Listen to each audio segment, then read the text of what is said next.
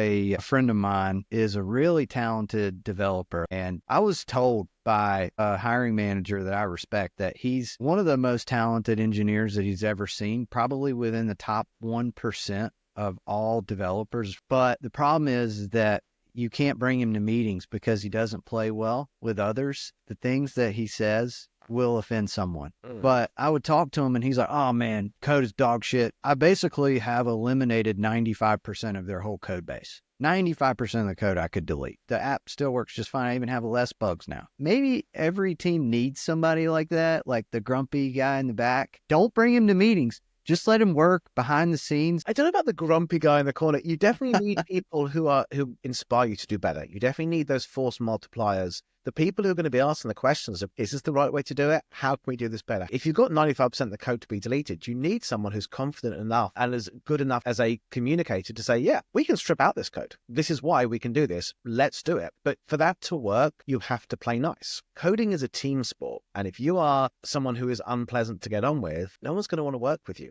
I think we can strip out 95% of the code. All your code's crap. We can strip it all out. No, I don't care. Go away. I'm not going to talk to you. You're a horrible person. Not a good way to make friends. Yeah. So, and you're not going to get the support you need for the things that you think is true. If you can say, hey, look, I think we can replace this with a framework. I think we can rip this bit out. I'd love to know your thoughts because you wrote this code.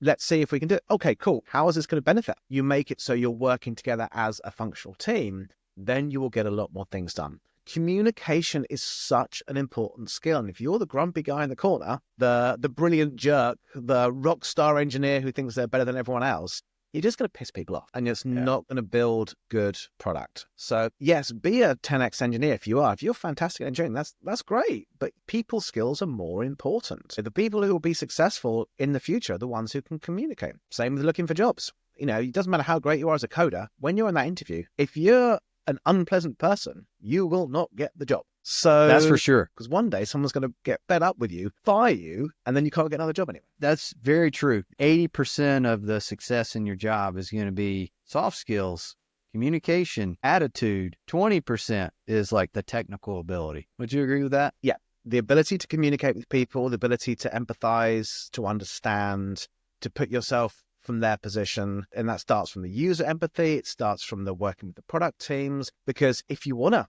rip out 95% of the code, you've got to be able to stand up in that meeting and convince people it's the right thing to do. And so this is one of the best skills you can work on. You can be a mediocre coder and a phenomenal communicator and be more successful than being a phenomenal coder and mediocre communicator.